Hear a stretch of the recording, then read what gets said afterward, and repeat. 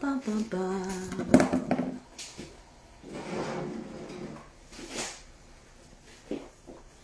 Do, do, do, do, do. Do, do, do, do, do.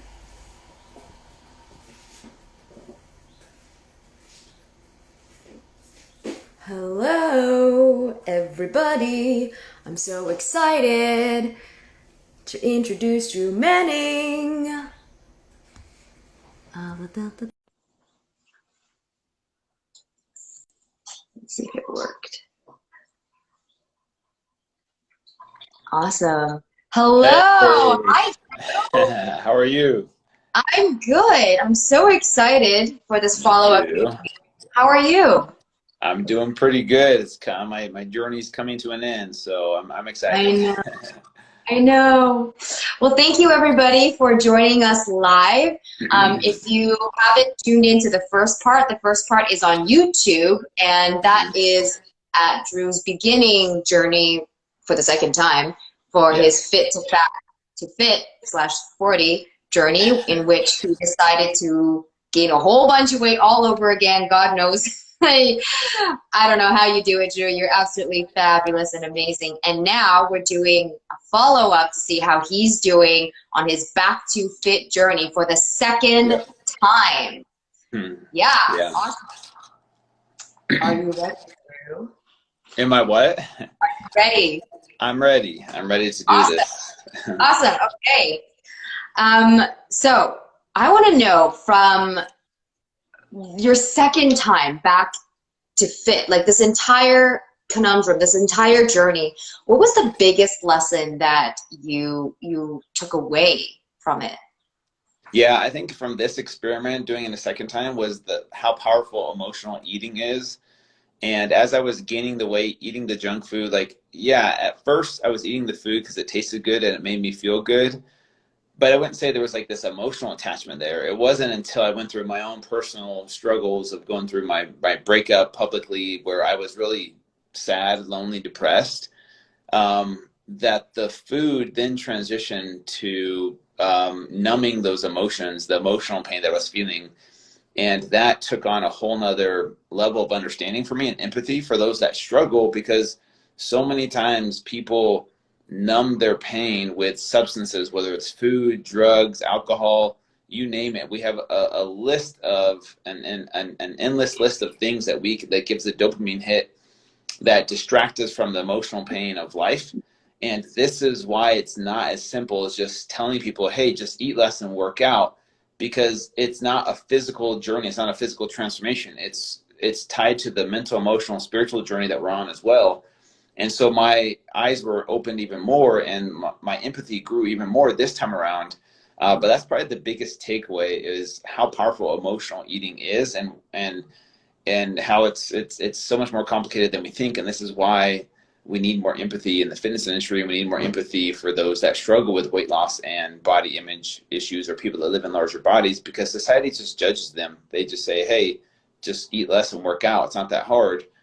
But when you dig down, it's way more complicated than we think. And so that's kind of what opened my eyes this journey. Yeah, and do you think that times being what they are, being in the pandemic, that it has the emotional eating and the eating to buffer the feelings? How do you think that has impacted us as a society? Yeah, it's been. This is why, a lot of people say they've gained weight during the quarantine, because it was an emotional stress that happened. Like, everyone was stressed out financially. We were stressed out about our health. We didn't know where this pandemic was going to go. So 2020 hit a lot of people really hard, and you see, number of domestic abuse cases went up. People's health, became worse over the pandemic. People gained, I think, on average, like 20 to 30 pounds during this Wow. pandemic. So yeah, and so that's the thing, is like the emotional stress of life can be tied to our need for substances to numb the pain. And like I said, there's different vices. For some people, it might be food or drugs or alcohol. For other people, it might be like pornography, or it might be like addiction to your phone, or it might be TV shows or movies or reading a book, or there are healthier outlets. But we all look for something to distract us from sometimes the emotional pain. And going through the pandemic and everything we went through in the past year, you see why there's such a lack of empathy. There's so much anger and divisiveness that's happening, and then that carries over into our physical health as well. And so that's kind of what I'm trying to bring more awareness to the fitness industry is a better understanding on the mental and emotional side. Yeah, for sure. And this is a funny thing, but I heard that when the first lockdown came, in grocery stores, not only were the toilet paper aisles like just completely empty and the Lysol like gone, it's like a desert, Yeah. but also something funny I heard was the ice cream aisle was completely gone, like demolished. Yeah. And so now we know how we all deal with stress. Like we eat over it. Food like ice cream because it's comforting and it's easy. And I know for me, I definitely eat out of boredom. Yeah. Right. And I eat out of sadness too. Sometimes when I'm happy or anxious, like I just turn to food. It's almost like we use food as a reward and we use food as a punishment. Yeah. And I'm wondering two things. What is your bee's knees? So for like your food, like, oh God, I'm gaga over it. And number two, how do you deal with that? How do you Yeah. So my bee's knees, the food that definitely was my comfort during my journey was dairy-free, Ben& Jerry's dairy-free Netflix and chilled. You mentioned that, yeah. Yeah, that was delicious. I had never had that before, but of course, Cinnamon Toast Crunch is a staple for me. I love that. There's all kinds of foods that are just, comfort foods in those moments. How do you overcome that? The biggest key is self-awareness and learning to figure out what your triggers are and where they stem from. Because a lot of times we just mindlessly go through life, like we boredom eat, or we just we're not even really thinking, we're not even fully present or in control. We're just programming. We're just kind of going through the programs that our brain's like, okay, we've done this before. We know what to do in this situation. We're stressed out. We're triggered emotionally. Okay, food, alcohol, whatever it is. And we're like, man, what am I doing? You're not even really in control or present or aware. So to become self-aware, what that helps you do is become the observer of your thoughts. So instead of just attaching yourself to your thoughts and going through that programming that our brain knows how to do, as you sit back and observe, and this is why meditation is a huge component of building self-awareness, but also things like therapy, journaling,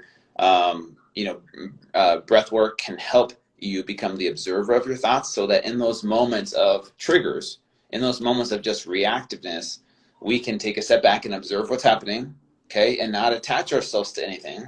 You learn to detach as you become the observer of your thoughts.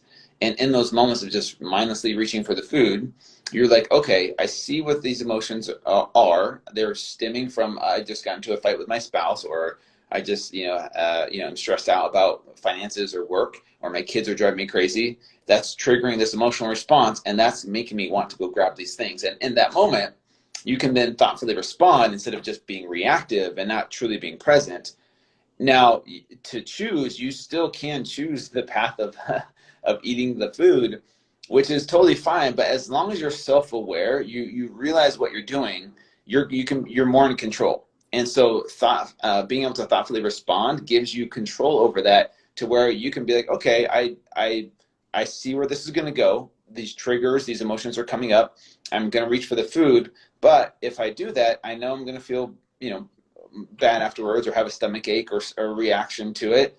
And maybe it's not worth it in this moment. Maybe for me, it's like, okay, now I'm in control. And so self-awareness is something that takes time, can take years to develop.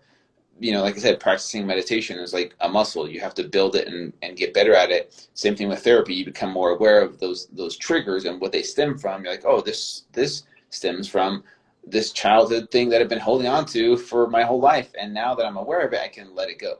So self-awareness is key. So you talk a lot about that. So what are some of your practices for self-awareness? Yeah, meditation on a daily basis, positive affirmations, gratitude list, journaling, being out in nature, just walking around, being out in nature a little bit, and just being present. Therapy, life coaching, those types of things, listening to podcasts, reading books, those kinds of things really open up my eyes to new ways of thinking. And, they also help to rewire my brain for new neural pathways so that I'm not just the Mm. same robot. I'm not just the same robot my entire life of like, okay, these are the patterns that my brain's developed. And then we don't know how to break these old habits because we only have this certain thought pattern.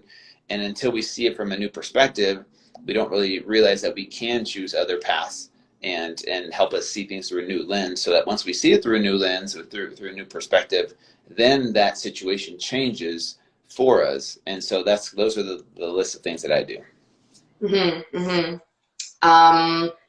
Can you give us a update on your weight loss so far? Yeah, so Friday is my final weigh-in. First of all, Oh my God! Yeah! yeah, I'm really excited for it to be done. Friday, May 7th at 1 p.m. Mountain Time. It's Friday. It's going to be my final weigh-in. So I don't know if I'll be able to meet my final weight. My weight when I started was 181.6, 181.6 pounds. And last week I weighed in at 187.2. So whether I get there or not isn't really important to me. Like, I really don't care. I know I'm healthy, I'm fit, I'm lean. Maybe I'll get a little bit leaner, but I talked about this in my last weigh-in. The leaner I get, the lower your quality of life is as well. So I want people to recognize this.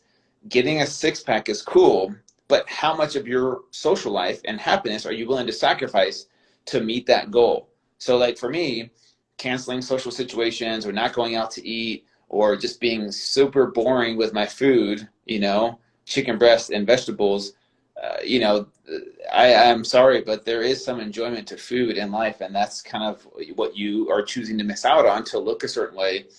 And so everyone, needs to find what their happy balance is. For me, I'm doing this temporarily where I'm like, okay, I'm going to be strict for a week or two, see where I can get to.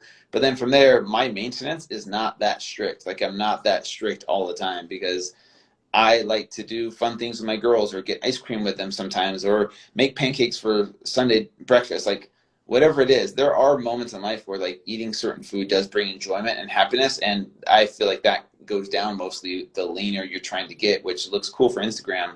But, that's what I'm trying to show people is like, yes, you can do this if you're willing to sacrifice certain levels of happiness. Is it worth it to you? That's for you to decide. I think that's really important. I think Yeah. there are times where if you really want to dial it in, you got to know that you're going to be sacrificing some social situations. And if you're okay with that, then Yeah. go down that path. But then also know that that might not be the lifestyle that you want to live 100% of your life. Yeah. Right? Exactly. I wonder, it sounds like right now, the numbers don't really matter to you that much right now. Whether, your inches or your exact weight, it just seems like you're a lot more detached from it.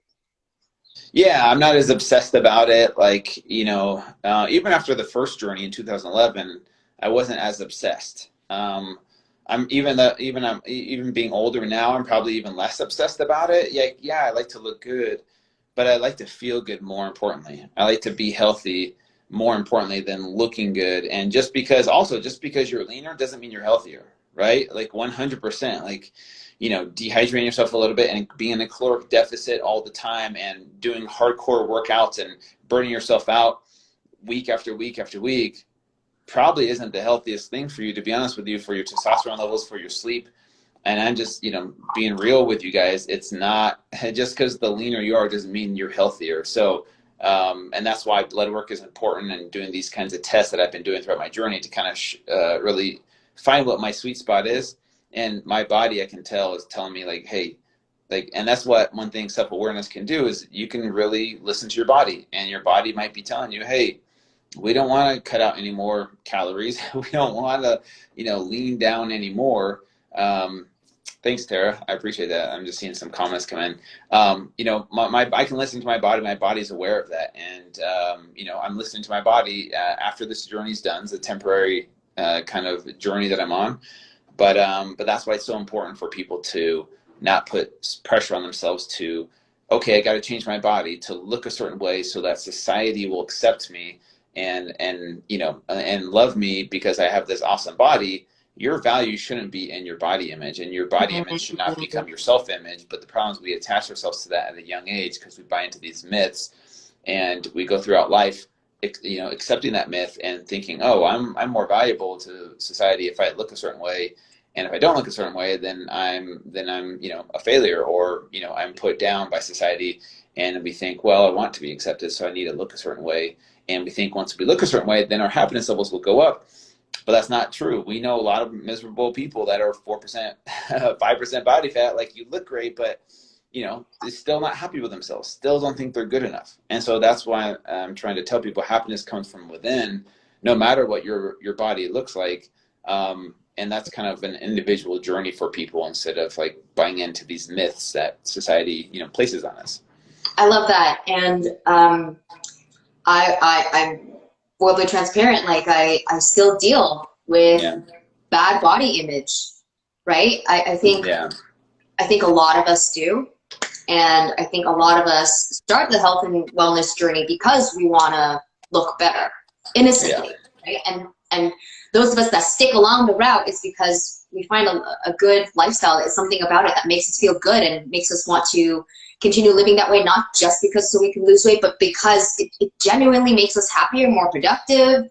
It just, our quality of life greatly improves. I'm wondering if you personally still deal with body image, bad body image. Good question. Yeah, probably to a certain extent. Like, for sure, I'm in the fitness industry. I understand that, I have to look a certain way, for sure. But I do know my body really well now. And I know when my ego is kind of in play and saying, hey, look leaner to look good, to impress certain people and get, responses from people. I'm aware of that. But I understand that also, that being in the fitness industry, I got to play a game where, like, if I'm 50 pounds overweight saying, hey, I'm healthy, I'm fit, a lot of people probably won't believe that. So I understand, like, my body needs to look a certain way, but I know that I feel healthy when I'm, probably around like 10 to 12% body fat. I'm eating whole foods, I'm exercising every day, nothing extreme. Like, if I'm working out 2-3 times a day and I'm, cutting calories, that right there is probably most likely for just your ego, right? Just like trying to be that extreme all the time. But working out 5 days a week, for 30, 45 minutes a day, and eating real food, sleeping, managing my stress, like, luckily I'm very fortunate that my body looks it looks more lean. But I'm aware of when my ego is getting into play of like, okay, I got to look even better. I got to get even more shredded. Like, I'm aware to call me. Still there? Yeah, still here. You there? Yeah. Sorry about that. Yeah. No worries. So I'm aware of it. And I think the biggest thing is, like I said, finding what your happy balance is. Finding your happy balance of like where do you feel the healthiest at this point in time? Maybe 6 months, a year from now, you might change that. But, and maybe there's a season of pushing yourself and pushing your body to its limits. And maybe there's a season of rest and relaxation and not pushing yourself so hard. And it's important for us to be aware of that. And so, like I said, self-awareness is probably the biggest key to like all your questions, to be honest with you. Tell us how much weight you gained, and then how much weight you've lost. I've gained 62 pounds and I've lost 57 pounds. Holy crap. Oh, wow. So over the past year, or maybe less, your body has fluctuated over 100 pounds. Yeah, crazy. That really is crazy. So I'm wondering, intuitively, how do you think your body is like doing currently with all of those changes, with being super heavy and eating a lot and stuffing your face, and and the emotional changes as well, and the physical changes, starting to work out again and starting to eat healthy again? Like, how intuitively do you feel like, what do you feel like your body is like at right now? Yeah, my body's telling me we need to take a break for a little bit, because even before my even before my fit to fat, even before fit to fat to 40, I did a 100-mile run a couple months before. So fit to fat to 40 started in August of 2020. In June of 2020, I completed my first 100-mile run in under 24 hours. And and that was really difficult. And that was like 7 months of preparation. So yeah, I mean, I'm still going to work hard. I'm still going to push myself, but probably not to the extreme of like where I had been pushing it. But there's, like I said, there's going to be seasons of life where being complacent or being a little bit less strict is going to be fun for a little bit. But after a while, I'm going to be like, all right, I need to find something to do to push my body to its limits again. Because if you stay in that rest and relaxation phase for too long, we all know where that can lead. You know what I'm saying? And so you need to switch it up and go through these cycles. And like, okay, there's times where you're going to push your body really, really hard. And there's times where you're going to, maybe love your body a little bit and say, hey, let's take it easy for a little bit.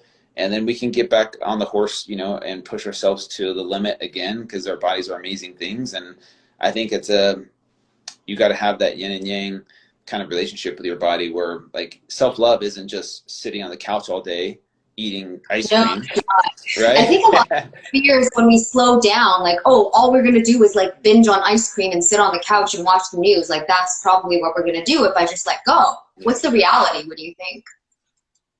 Yeah, I mean, I think it's different for each person, but I do feel like there's some misconceptions. People think self-love is, working out 2 hours a day and dieting. And there's people that think self-love is eating whatever you want to, whenever you want to, and never being sore, never being physically exhausted. And I believe that the truth probably lies somewhere in the middle for most people. I don't think anyone's truly happy not moving their body and just eating junk food all day, because I kind of show people what that can do to your physical, mental, and emotional health. But I also think people that work out 2 hours a day, that never have a piece of cake, or never let themselves have like a cheat meal, maybe aren't the happiest. But that's a judgment or an assumption. But I think for most people it probably lies somewhere in the middle of a balance of that. So that's what we need to figure out. I think you're so right. Another question, I think we're all wondering this. What did you do with all the small and big clothing that you didn't fit into once you gained weight or lost weight? What happened to that? The big clothing, I kind of donated, to be honest with you, because I probably won't wear it again. And I mostly like bought stuff from Walmart, or like, something like that, where I knew I wasn't going to wear it again. And, I just needed clothes to cover my body at some point. But a lot of the stuff that's stretched out, or a lot of the stuff that doesn't fit me anymore, probably just donate it. Gotcha. And the small clothes as well, I'm guessing? I fit back into the small clothes. Like now that I've lost most of the weight, I fit into all my older clothes. So those ones I'll probably keep, to be honest with you, just because they still fit and they still look good. But, we'll see. I'm moving to Hawaii next month, and maybe I'll change up my wardrobe a little bit. I think that is so fascinating that you're moving all the way to like a tiny island. And I'm wondering what spurred your inspiration for that. Yeah, so I'm part Hawaiian on my dad's side, and my family's from the Big Island of Hawaii, and I have lived there before. Me, my daughters, my ex-wife, and her fiance have decided to move out there in June of this year. So in about less than a month, I'll be moving out there, and I'm excited for that phase, and it'll be a new, exciting chapter of my life. That's awesome. It seems like, well, I'll save that question for a little later. Okay. I think we want to know, what are your workouts like nowadays? Yeah. Right now, How many days a week? Yeah, right now it's 5 days a week with 2 days of active recovery. So Saturday and Sunday, go for a walk, do some yoga, stretching, things like that. Monday, Wednesday, Friday are lifting days, but they're kind of more of a CrossFit style or high intensity interval training with weights, where it's, shorter workout, like 20 minutes long, but you're moving constantly, not a lot of breaks in between.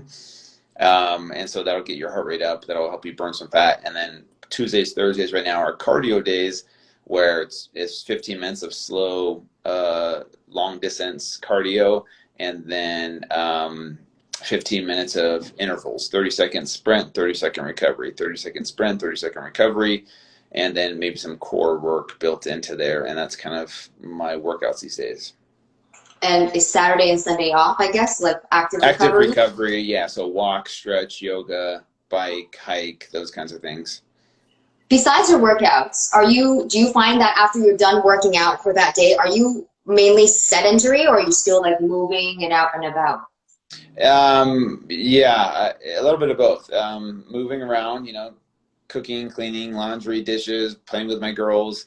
But then sometimes on my computer, or doing this, these types of interviews. So, yeah, I still burn calories during the day, moving my body as much as I can. Awesome. And what's your diet like? Right now, it is keto, and with some intermittent fasting. It's called targeted keto diet. So I'm doing strict keto during the day, and then pre and post workout, I have about 10 to 20 grams of carbs to help fuel me during my workout with glucose and ketones. And then 2 meals a day, lunch and dinner, and it's pretty strict right now. With my approach. So.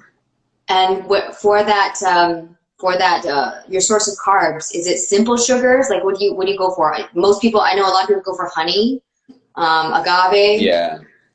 Yeah, I do a mix of things. It's more simple carbs, something to get into your system pretty quickly. Sometimes I'll do like a handful of berries, but other times it might be yeah, something like honey, or a liquid form of carbs like maltodextrin or something along those Okay. lines. Wow, Where you straight just get up. yeah, but sometimes it's also whole foods. Sometimes it's it's like berries, blueberries, strawberries, raspberries, and that works fine too. For me, any kind of glucose, it's all gonna turn to glucose anyway. So, it's good for people to experiment to find out what works best for them too.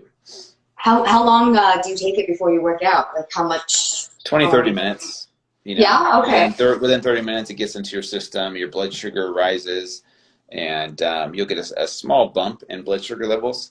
But then your body burns through that glucose pretty quickly. But being keto adapted, now your body's able to transition over to ketones as its primary fuel source pretty efficiently. And so it's not something you want to do if you've never tried keto, but it's something for people that have been keto adapted for a while. Awesome. Cool. Yeah. Okay. So I know that it seems like your girls mean a lot to you. Like they mean the world to you. And from what I've Yeah. seen on Instagram, like you always include them as part of your day. Like you prioritize them very highly. And I think that makes you such a wonderful, wonderful dad, because not only are you so gung-ho about your entrepreneurship, but like you would never put that above your girls. Yeah. They've seen you change physically, emotionally, and go through this entire roller coaster. You know, both on your first time and also on your second time. And Yeah. I'm wondering, being the single dad that you are, do you feel like you have to often hide some of your breakdowns from them so that you know, maintain like a fatherly figure, like, oh, I'm supporting them. I can't show my weakness. I gotta be there for them. I gotta be, strong for them. Do you have that expectation on yourself? I don't. At least I'm not too aware of that. To be honest with you, I don't really feel like there's moments where I have to be strong for them. I feel like I am just me, and I'm open to talking to them about my struggles and things that make me sad and things that make me cry and things that make me happy. And I try and have honest, open conversations with them about those kinds of things, whether it's personal stuff or whether it's, this journey, losing the weight. They're older now. They're 9 and 11, almost 10 and 12. And I feel like, they get to see the ups and downs of the emotional roller coaster of like, hey, you're a lot meaner when you're when you're heavier because you're not sleeping well and you're eating junk food all the time. And you're a lot happier when we're exercising every day and you're eating healthy food. So they get to see that as well. But yeah, I try to be strong for them in other ways, but I think it's also good to talk to them about emotions that I'm going through so that they kind of can see that I'm not happy all the time, and life isn't meant to be happy all the time. So What do you think that's teaching them? what's that? What do you think that is teaching them? That it's okay not to be okay. Like it's okay to have meltdowns. It's okay to have these moments where you just are mad, you're angry. Like it's okay to feel those emotions. It's okay to be upset. And a lot of times as parents, we try and domesticate our kids by saying, "Don't cry, don't be too loud, don't do this, don't do that." And we try and train our kids not to feel their emotions. And I think that sets them up for a lot of heartache down the road because they're like, "What's wrong with me? Why can't I get it together? Why can't I just be strong?" And I think that's important to teach them to be strong in certain situations. I also think it's important to teach them how we respond to our emotions is also important. So I say things like, "Hey, it's okay to feel angry right now. It's okay to be mad, but it's not okay to throw something. It's not okay to, how we respond to those emotions. Certain responses aren't okay." And like, I'm okay teaching them the difference between those things. Like it's okay to feel like you're angry. It's okay, to feel that way. But how we respond and how we, show up with those emotions is important, like to learn how to respond in a healthy way versus an unhealthy way. So, You say that like you are a very patient person, and I believe you. But I also wonder if you have your moments where you just don't have it together, and you're really mad or annoyed in front of your children. I'm wondering, where do you feel like you could still grow as a parent? yeah, that happens every day, to be totally honest with you. My patience, because your patience is tested 100 times plus per day with your kids. They push the limits, and by the end of the day, sometimes your patience muscles, whatever you want to call them, are exhausted, and you're like, I don't have any more patience. And so, like, that's where you resort to the programming of you just reacting and just becoming reactive. And I catch myself all the time, and that's why I do therapy, and that's why I do life coaching, and that's why I meditate to help me in those situations. But you're not going to be perfect. I don't know any parent that's perfect in those situations where their patience is tested time and time again throughout the day. And sometimes it's easier just to yell because you're like, I'm done trying everything else, and my brain is exhausted. And I think every parent can relate to that. When I grew up, my parents had a really tough time showing any sort of like teary emotions. Like my dad and mom, they wouldn't cry in front of me. Also, we would have a terrible time trying to say I'm sorry. So we would guiltily say I'm sorry by like cooking for you, giving you food, or helping you sweep your room, something like that. I think it's really important to come around and outright say, that wasn't cool. Like when I blew up on you like that, that really wasn't cool, and I should have known better. I'm sorry. Yeah. I'm wondering if how it is, what the dynamic is for you with your girls. Yeah, I apologize to them when I have my moments, and I am open with them about that, about apologizing. Like, "Hey, you guys, I'm sorry for yelling." And tell them what I did and what I can do better next time. And they apologize when they're wrong too, and that gives them permission to do the same thing because it's not easy to apologize. I didn't have parents that were good examples of that either. So, yeah, I'm hoping that by doing that, I'm going to help break that cycle where as a parent, as an adult, like we should apologize for when we're wrong. And I think it's good to show our kids that we can apologize when we let our emotions get the best of us. Yeah, that's amazing. I want to know what's next for the Fit to Fat to 40 man. Hmm. What's next for your brand? What are you gonna do? Are you gonna rest? Kind of, not exactly. I'm going to be switching gears here where I'm going to be doing more of a hypertrophy phase. After this, I'm doing a program called Back for More. It's a 2 month Back for more. program. Yeah, Back for More. So instead of Back to Fit, it's now Back for More. I love And it. instead of a weight loss program, it's going to be more of a hypertrophy phase for the first month, where I'll be at a caloric surplus. Finally, I'll be lifting heavier weights, building some lean muscle mass, and then the next month is kind of focused more on fat loss, but not at Mm. an extreme calorie deficit this time around. I'll be switching up my diet to doing different diet protocols, so people can sign up for that at my website, fit2fat2fit.com. And then I'm moving to Hawaii, and like I said, about 3 weeks. That's gonna be a huge life change for me, and so yeah, that's kind of what I'm focused on. Beyond that, I haven't really planned anything, 6 months down the road or a year down the road just yet what my next big thing is going to be. But for right now, this Back for More program is what I'll be focusing on after Back to Fit's done. So awesome. Sign up, guys. Sign up. Drew knows his awesome. stuff. He'll take you through his journey as well. It's been so friggin' amazing. So that's what's happening on your, like, on the surface level and also for your brand. What is next for you in your spiritual / self-development journey? Yeah, Where do I you mean, feel I like like, you can go into more? Where you feel like you can grow more? Like, where do you feel like you're going to go next with that? yeah, that's a good question. I mean, I don't know specifically other than everything that I've been learning from therapy, life coaching, books, podcasts, meditating.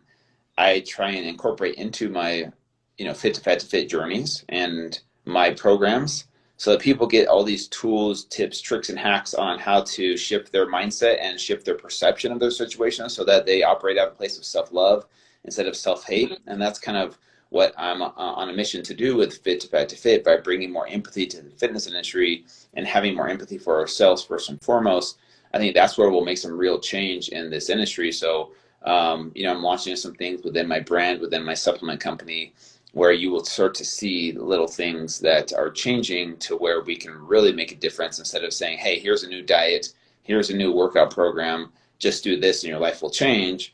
It's more so, I think people need help on the mental and emotional side. And if I could bring that with a fitness approach, that's where I think that it can be a real game changer. It sounds like what the paradigm that you want to bring into the fitness industry is to do everything more from an empathic perspective than a self-hating perspective. Yeah. Yeah. I think that's the biggest game changer, not just in the fitness industry, but the world in general. Yeah. I think if you had, Lewis House likes asking this question, I think. And so if you could have your own billboard on like the most popular highway ever, what would be on it? What would it say? Yeah, I would say empathy first, and it's, like I said, empathy is a huge game changer for this world. Empathy for ourselves, empathy for other people, and make this world a much better place to live if we could learn to develop empathy. But it starts with empathy for ourselves, but so many of us hate ourselves, and that's why we hate other people. Not so much because we hate other people, but because deep down it's a mirror of how we see ourselves. And so that's why I think empathy is this thing that can be developed. It takes time, for some people, and it's going to, require some some difficult conversations with ourselves. But eventually, this world will be a much better place for our kids or grandkids, the next generation. If we can learn to develop empathy. You touched very, very briefly in the very beginning on childhood wounds and the inner child. And also, I know that you mentioned you were 1 out of 11 kids. Yeah, 1 out of 11. That's a huge family. And I also hear that the middle child often feels forgotten. I'm wondering if that's ever rang true for you. And if so, or if not, what was the dynamic like living among 11 children? Yeah, I mean, I wasn't really aware of it as a kid. Now that I'm older, hindsight's always 20/20. And having 11 kids, like, I can't judge my parents because they did the best they could. I mean, you can imagine what it's like. You're constantly in survival mode. So giving your kids one-on-one attention just wasn't feasible because you had to worry about, making lunches for everyone to get to school on time. You're focused on, okay, what am I gonna make for dinner? Got to go grocery shopping, got to clean the house. Like, there wasn't a lot of time for one-on-one attention. So I didn't know any better. I didn't, because that's all I knew was, just do my thing, not talk about my emotions, not talk about my feelings. Didn't really have that ability to talk to my parents about that, and they just weren't aware of it. So there's no one to blame. But yeah, they're looking back, like, a lot of my struggles and issues with self-worth and self-hate probably had to do with me not knowing how to navigate this world without having someone to talk to or a good, healthy outlet to talk about my struggles and my weaknesses. So thank you for sharing that. yeah. We're going to wrap up this interview. I just want to say thank you so much for doing what you do. I think the world definitely needs more kindness. The world definitely needs more empathy. The world needs your message. Especially, and I like how you're starting with the fitness world. And when we create more empathic beings, we Yeah. just feel ourselves, we feel everybody else around us. So I want to thank you, and I want to acknowledge you for filming during the hard times, taking us through your entire journey, being really transparent with selective parts of your life, and doing everything that you do, and taking the time to talk to someone like me. Like, I never thought I would be talking to Drew Manning. That's incredible. You're so funny. Thank you. Do you have any questions for me before we round out?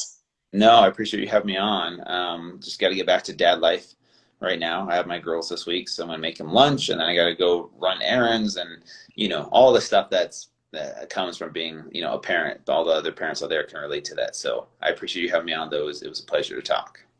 Thank you. Thank you so, so much. And before we end, just tell everyone where they can find more of you beyond just this Instagram. Yeah, fit2fat2fit.com is probably the best way to do it. All my social media is at fit2fat2fit with a number 2 in between. So fit number 2, fat number 2, fit. That's my website. It's my social media handles on all platforms. And so that's where you can find me. And you also have a supplement line, right? Oh yeah, completewellness.com. If you want to check out my line of supplements, definitely very proud of what we've put together with those supplements. So if you want to check those out, completewellness.com. All right, guys, you have all of that information. Thank you so much for tuning in today. Thank you, Drew, for coming. Make sure you give him a follow. Make sure you subscribe to him and follow him on his journey. And who knows what crazy thing he's going to do next. All right? Stay tuned. Namaste. Thank you so much. Bye. Bye.